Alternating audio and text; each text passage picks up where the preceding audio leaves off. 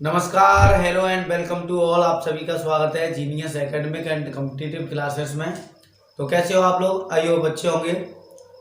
तो जैसा कि हमारी पिछली स्लाइड चल रही थी बायोलॉजी की, जिसमें हम बायोलॉजी के चैप्टर 3 मानव जनन या ह्यूमन रिप्रोडक्शन के बारे में चर्चा कर रहे थे। और इससे पहले हम इस चैप्टर से लगभग 3-4 वीडियो अपलोड कर चुके हैं।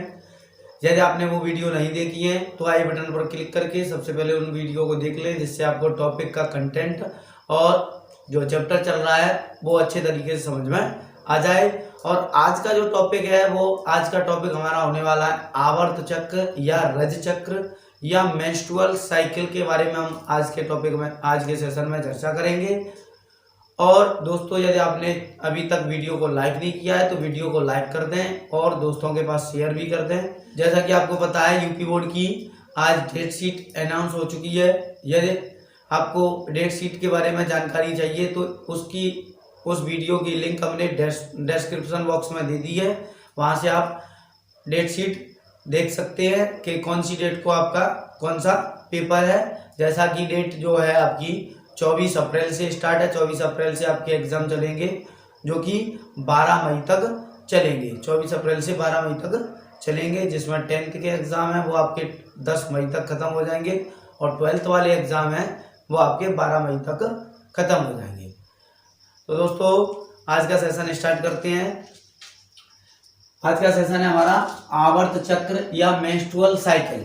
आवर्त चक्र क्या होता है? आवर्त चक्र यानी कि मेंस्ट्रुअल साइकिल। जैसा कि प्राइमेट्स जो होते हैं, प्राइमेट्स की बात करें तो प्राइमेट्स में आपके आते हैं, जैसे प्राइमेट्स जो होते हैं, प्राइमेट्स में आपके आता है बंदर आ जाते हैं, बंदर, और आपका मानव, ठीक है, और एप्स, ये लोग प्राइमेट्स में आते हैं। प्राइमेट्स यानी कि आवर्त चक्र जो है वो मेंस्ट्रुअल साइकिल जो है वो प्राइमेट्स जो होते हैं वो भी कौन से प्राइमेट्स होते हैं? मादा प्राइमेट्स, यानी मादा प्राइमेट्स में मेंस्ट्रुअल साइकिल पाई जाती है। बंदर, मानव और एप्स, यानी एप्स के अंदर आपके जैसे चिंपांजी वगैरह आ जाते हैं। बंदर, मानव में भी क्या है? मादा में मेंस्ट्रुअल साइकिल पाई जाती है। जैसे कि प्राइमेट्स,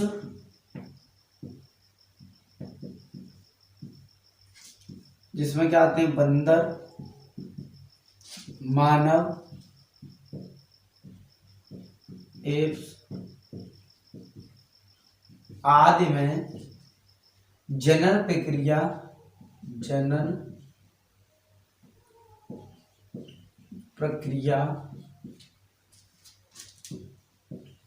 जीवन प्रयत्न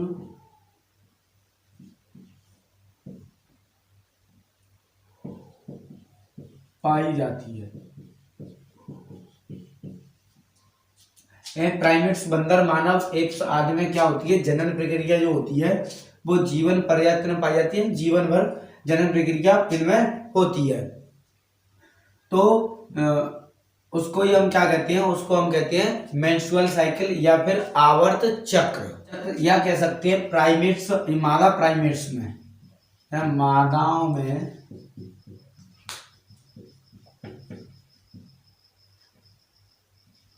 पाए जाने वाले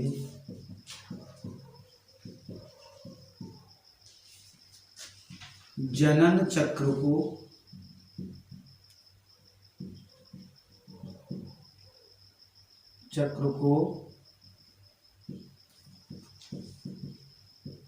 आवर्त चक्र कहते हैं। क्या कहते हैं? आवर्त चक्र कहते हैं। प्राइमेट्स जो होते हैं, प्राइमेट्स में कौन कौन आते हैं? आपके बंदर आते हैं, ह्यूमन आते हैं, एप्स आते हैं, एप्स, ह्यूमन और आपका मंकी, ये लोग आते हैं। इनमें जनन प्रक्रिया क्या होती है? जीवन पर्यत्न यानी जीवन भर पाई जाती है, या कह सकते हैं मादाओं में पाए जाने वाले जनन चक्र को आवर्त चक्र या फिर मेंस्ट्रुअल साइकिल कहते हैं। क्या कहते हैं? मेंस्ट्रुअल साइकिल कहते हैं, यानी कि आवर्त चक्र कहते हैं। आवर्त चक्र में क्या होता है, आवर्त चक्र में फीमेल जो बॉडी होती है उसमें कई प्रकार के चेंजेस आते हैं, कई प्रकार के बदलाव आते हैं, उसके बारे में भी चर्चा करते हैं। क्या क्या होता है, क्या क्या बदलाव आते हैं, यानी कि आवर्त चक्र में क्या होता है, फीमेल की जो बॉडी होती है उसमें कई प्रकार के बदलाव आते हैं।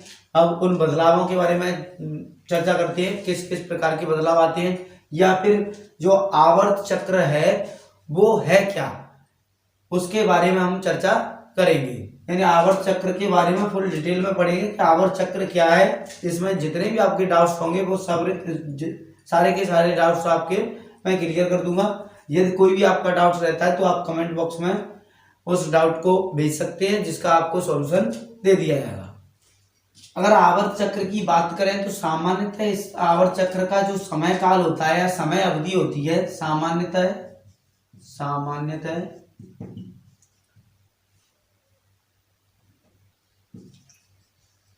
आवर्त चक्र की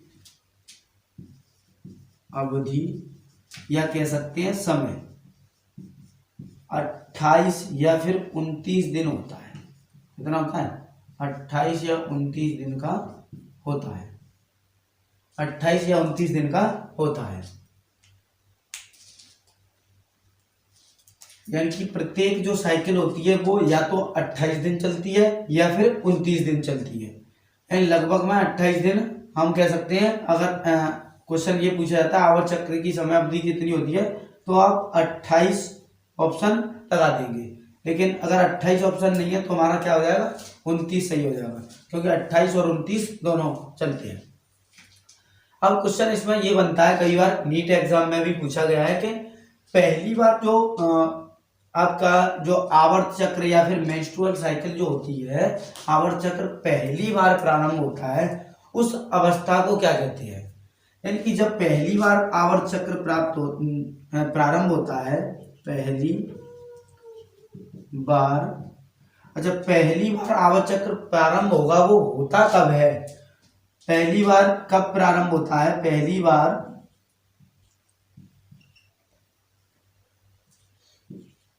मादाओं में आवर्त चक्र 12 से 13 वर्ष की उम्र में प्रारंभ होता है। कब होता है, 12 से 13 वर्ष की उम्र में प्रारंभ होता है। और पहली बार प्रारंभ होता है उसको कहते क्या है, तो उस अवस्था को कहते हैं रजोदर्शन। क्या कहते हैं, रजोदर्शन या फिर मैनार्क, या फिर क्या कहते हैं, मैनार्क। और ये जो आवर्त चक्र की प्रक्रिया है वो कहने का मतलब यानी कि जीवन पर्यंत तो चलती है, लेकिन इसकी भी एक समय अवधि होती है। एक निश्चित समय के बाद क्या होती है, आवर्त चक्र की जो प्रक्रिया होती है, मेंस्ट्रुअल साइकिल जो होती है वो क्या हो जाती है, रुक जाती है, यानी कि बंद हो जाती है। वो समय अवधि होती है आपकी जो समाप्ति की, यानी कि आवर्त चक्र की समाप्ति की बात करें तो आवर्त चक्र 45 से 50 वर्ष की उम्र में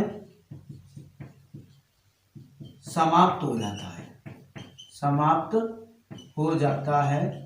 अभी आपको मैं डायग्राम से भी एक एक पॉइंट क्लियर करा दूंगा। समाप्त हो जाता है 45 से 50 वर्ष की उम्र में क्या हो जाता है, आवर्त चक्र समाप्त हो जाता है। और आवर्त चक्र जो समाप्त होता है 45 से की उम्र में, 45 से 50 वर्ष की, यानी समाप्त होने वाली क्रिया को क्या कहते हैं, तो उसको कहते हैं रजोनवृत्ति,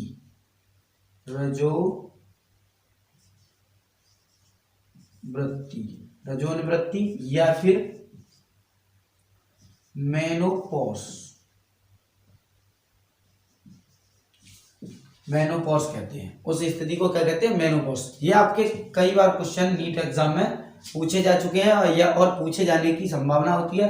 और आपका बोर्ड एग्जाम है या कोई भी स्टेट लेवल का एग्जाम रहता है, जैसे किसी भी बोर्ड एग्जाम का, किसी भी स्टेट के बोर्ड एग्जाम का होता है, तो उसमें आपका जो मल्टीपल चॉइस क्वेश्चन में कभी कभार क्वेश्चन पूछ लिया जाता है। और वैसे भी हमें इस क्वेश्चन को यानी कि पता होना चाहिए कि प्रथम बार जो आवर्त चक्र प्रारंभ होता है उसको क्या कहते हैं, तो उसको रजोदर्शन कहते हैं। और अंग्रेजी की बात करें तो मेनार्क कहते हैं। और रजोनिवृत्ति को मोनोपॉज कहते हैं। पॉज मीन्स तो आप जानते हो, वैसे पॉज मीन्स क्या होता है, रुकना। तो मेनोपॉज यानी कि रुकने की क्रिया को कहते हैं। तो प्राइमेट्स जो होते हैं, प्राइमेट्स में जनन जो आवर्त चक्र पाया जाता है प्राइमेट्स में, विशेषकर किसमें पाया जाता है, चाहे वो बंदर हो चाहे आपके एप्स हो, किसमें पाया जाता है, मादा में पाया जाता है। किसमें पाई जाती है, आवर्त चक्र की प्रक्रिया मादा में पाई जाती है। तो आइए आगे के इसके टर्म देखते हैं क्या है। आइए अब आगे के टर्म देखते हैं। आगे के टर्म क्या है इसके, यानी कि मेंस्ट्रुअल साइकिल, यानी कि आवर्त चक्र जो है हमारा, आवर्त चक्र। आवर्त चक्र के बारे में डेफिनेशन आपको मैंने लगभग बताई दी। अब हम चित्र की सहायता से पूरे क्वेश्चनों के बारे में चर्चा करेंगे कि क्या क्या क्वेश्चन बन सकते हैं या क्या क्या होते हैं। आवर्त चक्र की प्रक्रिया क्या होती है, जैसे मान के चलो जब फीमेल जो होती है, फीमेल जैसे सबसे पहले बात जो है, जैसे कहीं कहीं अवधारणाएं चल रही हैं कि मेंस्ट्रुअल साइकिल यानी कि ये सही है या गलत है। कोई कहता है ये श्राप दिया गया है स्त्रियों को, लेकिन ऐसी बात नहीं है। ये क्या होते हैं, आवर्त चक्र जो है वो हमारे यानी कि मादा शरीर में वो एक हार्मोनल चेंजेज होते हैं, यानी हार्मोन से होने वाली एक क्रिया होती है। और ये क्रिया होती है, ये उनके लिए आवर्त चक्र जो है महिलाओं के लिए क्या है, एक वरदान है, ये समझ लीजिए। यदि किसी भी फीमेल में मेंस्ट्रुअल साइकिल नहीं होगा तो क्या होगा, फीमेल में अगर मेंस्ट्रुअल साइकिल नहीं होगा तो वो बेबी बर्थ नहीं कर पाएगी। बेबी को क्या कर नहीं पाएगी, बर्थ नहीं कर पाएगी, यानी कि जन्म नहीं दे पाएगी बेबी को, यानी कि वो मां नहीं बन पाएगी। तो आवर्त चक्र की प्रक्रिया चालू कब होती है, जैसा कि आवर्त चक्र की प्रक्रिया जो है वो 12 से लेकर 13 वर्ष की उम्र में प्रारंभ हो जाती है। प्रथम बार जब प्यूबर्टी में जब कोई जो गर्ल होती है वो प्यूबर्टी में पहुंचती है तो 13 वर्ष की अवस्था में ओवेरी में क्या होते हैं, ओवेरी से एग रिलीज होना स्टार्ट हो जाते हैं। ओवेरी से क्या होते हैं, एग रिलीज स्टार्ट हो जाते हैं। जैसे कि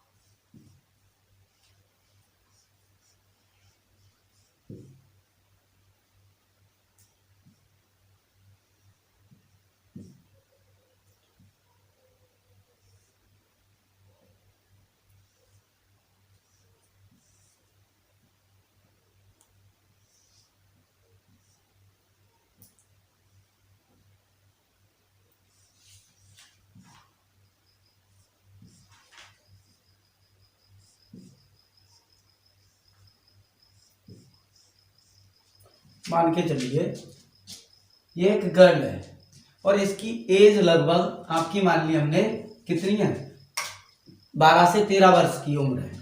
इस गर्ल की उम्र जो है वो कितनी है, 12 से 13 वर्ष की उम्र है। जब ये प्यूबर्टी में पहुंचेगी तो इसकी हार्मोनल, इसके शरीर में क्या है, कुछ हार्मोनल चेंज आना स्टार्ट हो जाते हैं। तो वो हार्मोनल चेंज क्या होते हैं, सबसे पहले क्या होता है, जैसे आपका होता है सबसे ऊपर होता है आपका हाइपोथैलेमस। क्या होता है,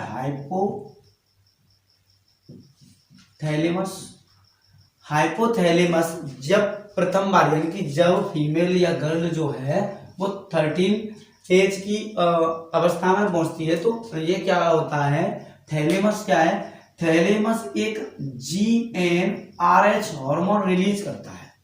GN हार्मोन यानी GnRH हार्मोन क्या होता है, इसकी GN हार्मोन देख सकते हैं हम यहाँ पे, GnRH यहाँ लिख सकते हैं हम। GnRH को इसको बोलते हैं गोनोट्रोपिन रिलीजिंग हार्मोन।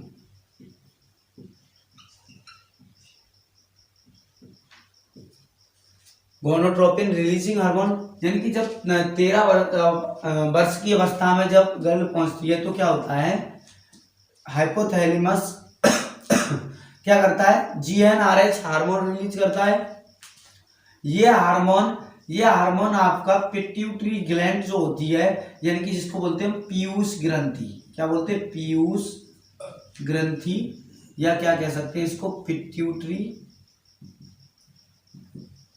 ग्लैंड। और ये आपका हो गया, इसको हाइपोथैलेमस, हाइपोथैलेमस, हाइपोथैलेमस, हाइपोथैलेमस। अब ये जब गोनेडोट्रोपिन हार्मोन ये हाइपोथैलेमस रिलीज होगा तो ये क्या होगा, ये यहां से गोनेडोट्रोपिन हार्मोन पीयूष ग्रंथि पर अटैक करेगा। पीयूष ग्रंथि पर अटैक करने के बाद पीयूष ग्रंथि दो हार्मोन रिलीज करती है, एक होता है FSH हार्मोन और एक होता है LH हार्मोन। अब FSH हार्मोन क्या होता है, FSH हार्मोन देख सकते हैं हम, FSH हार्मोन ये होता है फॉलिकल या फॉलिकुलर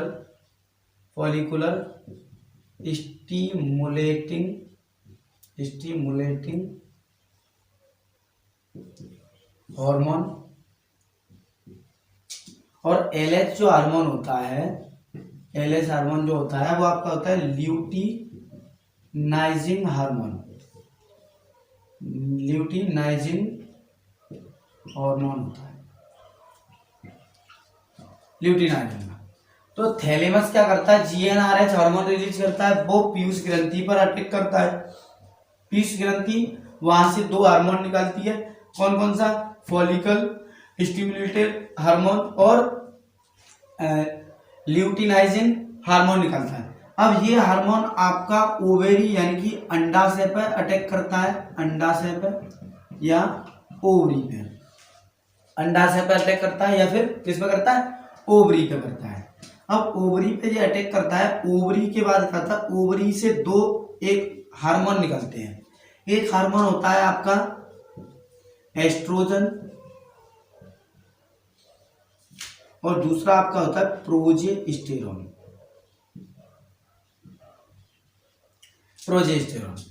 ये दोनों हार्मोन क्या करते हैं, ये दोनों आपके हार्मोन जो हैं वो यूटेरस यानी कि गर्भाशय या इसको क्या कह सकते हैं, यूटेरस पर ये अटैक करते हैं। फिर वहां से क्या होता है, यूटेरस पे जब ये अटैक करते हैं तो यूटेरस पे यानी कि यूटेरस की जो क्रिया होती है उसमें ये भाग लेते हैं।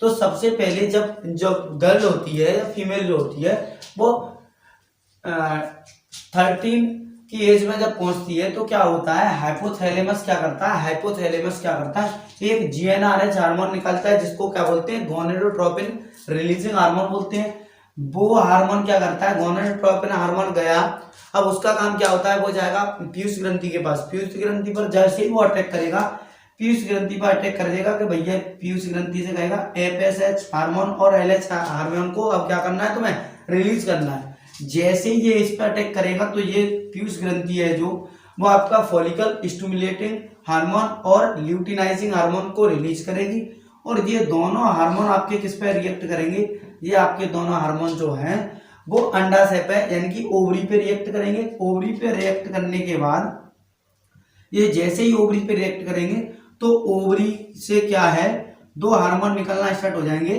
कौन सा, एक तो एस्ट्रोजन है और एक क्या है आपका प्रोजेस्टेरोन। अब ये दोनों हार्मोन क्या हैं, ये दोनों हार्मोन गर्भाशय पे रिएक्ट करते हैं, यानी कि गर्भाशय में जो भी प्रक्रिया होती हैं उसको क्या करते हैं, उस पर कंट्रोल करते हैं। आइए अब आगे देखते हैं, मान के चलो जैसे ये जो गर्ल है,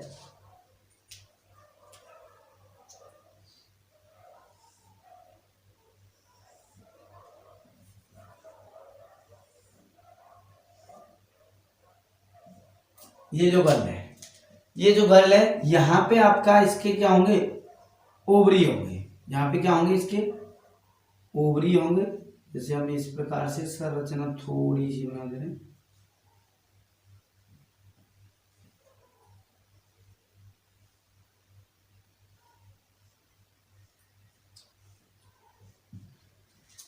अब क्या होगा, जैसे आपका जो हाइपोथैलेमस है, हाइपोथैलेमस ने क्या किया, गोनेडोट्रोपिन हार्मोन रिलीज किया, यहां से FSH और क्या निकलेंगे, LHS हार्मोन निकलेंगे। ये दोनों हार्मोन सीधे किस पर रिएक्ट करेंगे, ये सीधे आपके ओवरी पे रिएक्ट करेंगे। किस पर रिएक्ट करेंगे, ओवरी पे, क्योंकि इसका नाम ही है फॉलिकल स्टिमुलेटिंग। यानी कि ओवरी क्या है, जैसे ओवरी, जैसे मान के चलो हम यहां बना रहे हैं,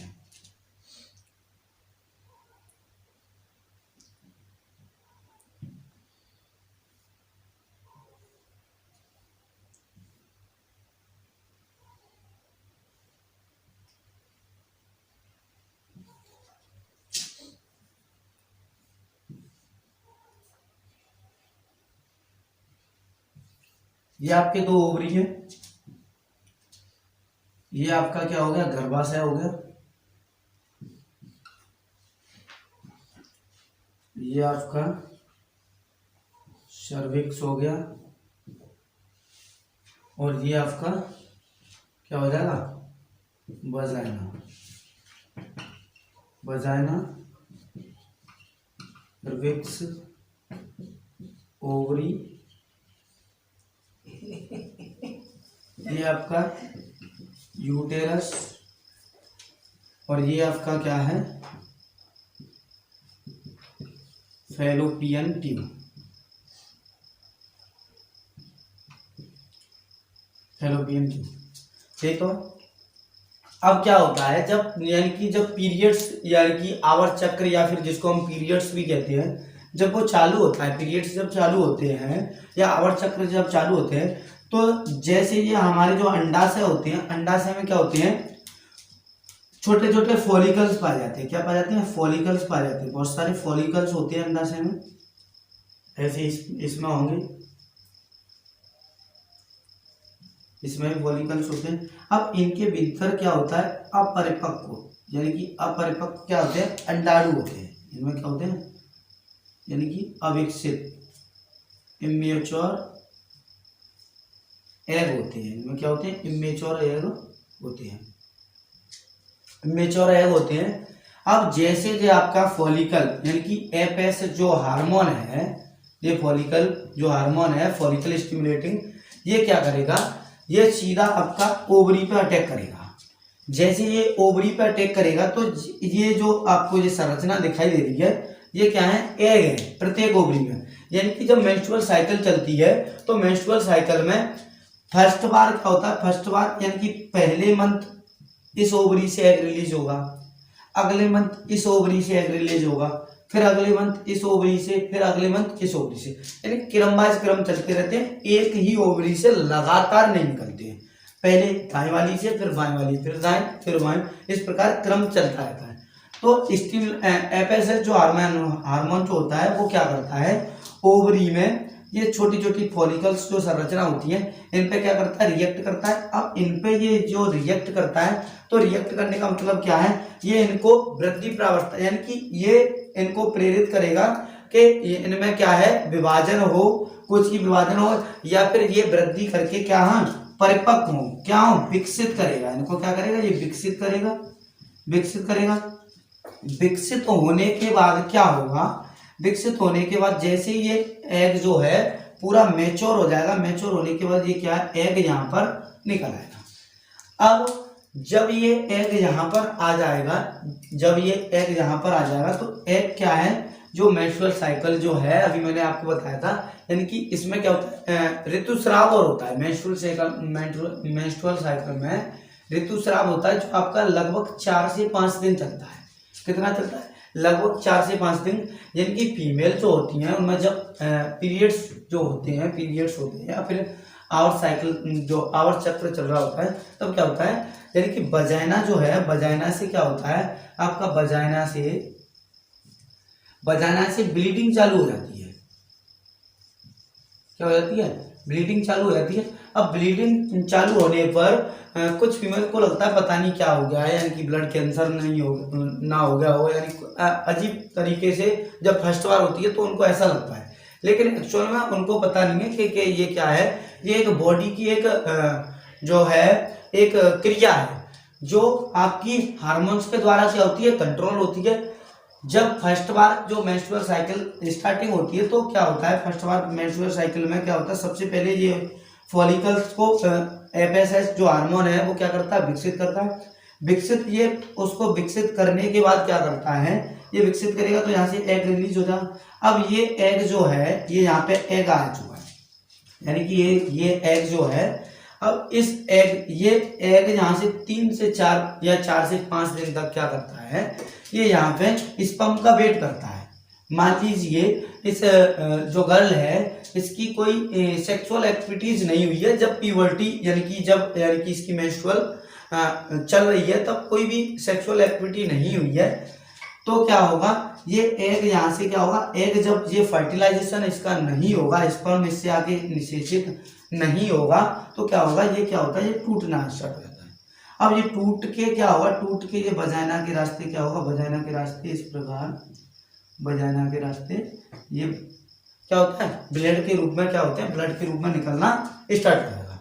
जब ये ब्लड के रूप में निकलना स्टार्ट हो जाएगा तो ब्लड के रूप में इस समय केवल ये एग अकेला नहीं निकलता है, इस एग के साथ श्लेष्मा भी निकलती है, और जो गर्भाशय की आंतरिक भित्ति होती है, जिसको हम क्या कहते हैं, गर्भाशय की आंतरिक भित्ति जो होती है, गर्भाशय की आंतरिक भित्ति यानी कि बाहरी भित्ति होती है, उसको बोलते हैं पेरीमेट्रियम, पेरीमेट्रियम। और इनके बारे में गर्भाशय और ये इनके बारे में हम पहले चर्चा कर चुके हैं। यदि आपने वो वीडियो नहीं देखी है तो सबसे पहले उन वीडियो को भी देख लें, जिसकी लिंक आपको डिस्क्रिप्शन बॉक्स में दे दी जाएगी। और इसके जो यानी कि बाहर के बाद ये वाली जो भित्ति होती है, ये वाली गर्भाशय की, इसको बोलते हैं मायोमेट्रियम, मायोमेट्रियम, मायोमेट्रियम कहते हैं। और जो आंतरिक भित्ति होती है इसके चारों ओर आंतरिक भित्ति होती है, उसको बोलते हैं एंडोमेट्रियम। क्या बोलते हैं, एंडोमेट्रियम। तो ये झिल्ली जो ये भित्ति भी होती है, तो गर्भाशय की ये भित्ति भी क्या होती है, ये भित्ति भी नष्ट होकर ब्लीडिंग के रूप में, ये सब मटीरियल ब्लीडिंग के रूप में वजाइना से निकल जाता है। ये प्रक्रिया आपकी कितने दिन चलती है, 4 से 5 दिन। लेकिन 4 से 5 दिन के बाद ये ब्लीडिंग तो बंद हो जाती है, लेकिन जो 28 से 29 दिन की जो साइकिल रहती है, मेंस्ट्रुअल साइकिल जो है, वो अप्रोक्सीमेटली कितनी चलती है, 28 या फिर 29 डेज। तो 28-29 डेज में बहुत सारे चेंजेस आते हैं बॉडी में बहुत सारे चेंजेस आते हैं।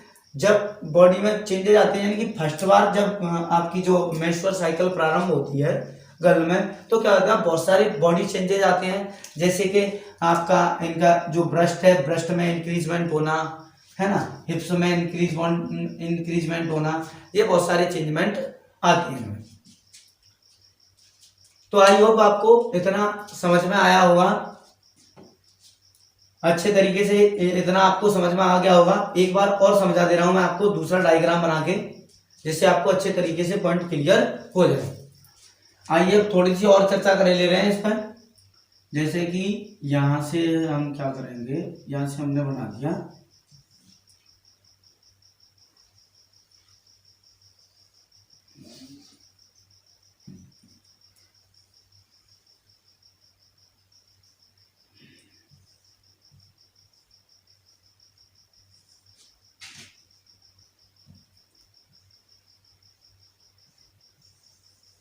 ये आपका ओवरी है,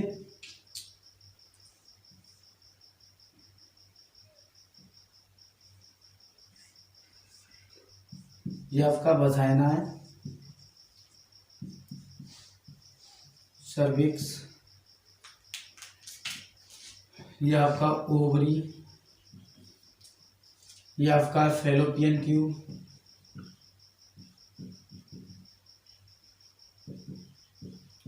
फैलोपियन ट्यूब, ये आपका क्या हो गया, यूटेरस, और बस इतना ही। तो इसमें क्या होता है, सबसे पहले जब कोई गर्ल जो होती है, कोई भी गर्ल जो होती है, वो आपकी जब 13 की एज में पहुंचती है, जब वो 13 की एज में पहुंचती है, तो क्या होता है, सबसे पहले जो हाइपोथैलेमस होता है, वो हाइपोथैलेमस GnRH क्या करता है, GnRH एक हार्मोन होता है, जिसको हम क्या कहते हैं, गोनेडोट्रोपिन हार्मोन कहते हैं, उसको रिलीज करता है। वो रिलीज करके क्या करता है, वो आपका हाइपोथैलेमस से गोनाडोट्रोपिन हार्मोन निकलेगा, वो आपका किसको रिलीज करेगा, वो आपका रिएक्ट करेगा किस पे, पीयूष ग्रंथि पर, यानी पिट्यूटरी ग्लैंड पर रिएक्ट करेगा। अब पिट्यूटरी ग्लैंड से, अब पिट्यूटरी ग्लैंड में जैसे ही वो आपका GnRH हार्मोन जो है वो रिएक्ट करेगा, उसके बाद पिट्यूटरी ग्लैंड दो हार्मोन निकालती है, FSH हार्मोन और LH हार्मोन। FSH हार्मोन को आपका बोलते हैं फॉलिकल स्टिमुलेटिंग हार्मोन, और जो आपका LH हार्मोन होता है वो आपका क्या होता है, ल्यूटिनाइजिंग हार्मोन। ये दोनों हार्मोन क्या करते हैं, ये दोनों हार्मोन क्या करते हैं, ओवरी पे अटैक करते हैं। किस पे अटैक करते हैं, ओवरी पे अटैक करते हैं। कौन कौन से, FSH और LH, ये दोनों हार्मोन क्या करते हैं, ओवरी पे। सबसे पहले काम होता है इसका FSH हार्मोन, जैसा कि अभी आपको बताया, इसमें छोटी छोटी फॉलिकल्स की संरचना होती है, फॉलिकल्स होते हैं, यानी कि यही क्या होते हैं, यही विकसित होकर फॉलिकल्स एग में कन्वर्ट हो जाते हैं। जब फॉलिकल स्टिमुलेटिंग हार्मोन जो है रिएक्ट करके इनमें से एक को, यानी कि बहुत सारे को क्या करता है, वो रिएक्ट करता है, यानी कि एक को ही किया हो सके वो परिपक्व या विकसित ना हो, तो क्या करता है, एक साथ 10-12 को इकट्ठा करता है, जिसमें से केवल एक ही होता है, बाकी फिर नॉन मैच्योर हो जाते हैं। जैसे ही जो मैच्योर हो जाएगा, यानी कि विकसित हो जाएगा, वो क्या है, वो एग रिलीज हो जाता है। यदि उसका फर्टिलाइजेशन नहीं होता है तो क्या होता है, वो ब्लीडिंग के रूप में वजाइना से क्या होता है, वजाइना से ब्लीडिंग के रूप में, इस प्रकार ब्लीडिंग के रूप में ये निकल जाते हैं, जिसमें अभी मैंने आपको बताया था क्या क्या निकलता है, गर्भाशय की एंडोमेट्रियम भी निकलती है। अब एंडोमेट्रियम जो निकलती है, अब इसमें क्या है आपका एस्ट्रोजन और प्रोजेस्टेरोन। तो जब ये क्या होते हैं, एस्ट्रोजन कौन रिलीज करता है, एग करती है, यानी अंडाशय पे जब रिएक्ट होता है तो ये क्या करते हैं, एस्ट्रोजन और आपका प्रोजेस्टेरोन हार्मोन रिलीज करते हैं। तो जैसे जैसे ये जब क्रिया होती है, तो प्रोजेस्टेरोन प्रथम प्रावस्था में क्या होता है, एस्ट्रोजन और ज्यादा रिलीजिंग होता है, और ज्यादा रिलीजिंग होने के बाद क्या होता है, प्रोजेस्टेरोन जो है, एस्ट्रोजन ज्यादा रिलीजिंग होगा, फिर क्या होता है, जैसे यहाँ पे आपके गर्भाशय की जो एंडोमेट्रियम जो भित्ति थी, एंडोमेट्रियम, वो क्या होती है, वो यहाँ से जो ब्लीडिंग होती है, ब्लीडिंग के माध्यम से निकल जाती है। अब गर्भाशय में एंडोमेट्रियम की फिर भी जरूरत है, क्योंकि अगले महीने फिर आपका एक एग रिलीज होगा। यदि उसका फर्टिलाइजेशन हो जाएगा तो क्या है, फर्टिलाइजेशन जब हो जाता है, यानी कि निषेचन हो जाता है, जैसे मान के चलो कोई भी लेडीज जो है प्रेगनेंसी की अवस्था में, तो क्या होता है, जो आपकी जो मेंस्ट्रुअल साइकिल है उस टाइम के लिए रुक जाती है, उस टाइम के लिए क्या होती है, वो रुक जाती है। तो इससे घबराने की जरूरत नहीं होती है, क्योंकि वो जैसे, यानी कि जब आपका जो प्रेगनेंसी कंप्लीट हो जाती है, उसके बाद फिर वो मंथली के हिसाब से फिर उसकी प्रक्रिया चलती रहती है, और ये प्रक्रिया आपकी करीबन 40 से 45 साल तक चलती है। अब क्या होता है, जैसे प्यूबर्टी में जब गर्ल पहुंचती है या फीमेल पहुंचती है, तो ये 12 से 13 वर्ष की अवस्था में, जो एक्चुअल में वास्तविक रूप से चालू होती थी आवर्त चक्र या मेंस्ट्रुअल साइकिल 12 से 13 वर्ष में। लेकिन अब क्या होने लगा है, अब ये आपकी मेंस्ट्रुअल साइकिल, अब वर्तमान की बात करें तो आपका 10 to 12 ईयर में ही देखने को गर्ल्स में मिल जाती है। इसका कारण क्या है, इसका कारण है जलवायु परिवर्तन, प्लस जलवायु परिवर्तन के अलावा आपका क्या कर सकते हैं, खान पान हमारा जो है वो भी बहुत ज्यादा चेंजेज होता जा रहा है। इस वजह से क्या हो रहा है, प्यूबर्टी जो एज है या प्यूबर्टी जो है या मेंस्ट्रुअल साइकिल जो है, वो गर्ल में लगभग 10 से 12 वर्ष की अवस्था में भी प्रारंभ हो जाती है। तो आई होप आपको सेशन अच्छे तरीके से समझ में आया होगा, और इससे आगे जो 28 दिनों के फेस वाली जो क्रिया है वो हम नेक्स्ट वाले वीडियो में चर्चा करेंगे। तो आई होप आपको वीडियो समझ में आया होगा, वीडियो समझ में आया हो, अच्छा लगे लाइक करें, शेयर करें, कमेंट जरूर करें, जिससे हमें मोटिवेशन मिलता है कि आपको सेशन कैसा लगा। और इसी प्रकार हम आपके लिए सेशन ऐसे लाते रहेंगे। तो थैंक्स फॉर वॉचिंग।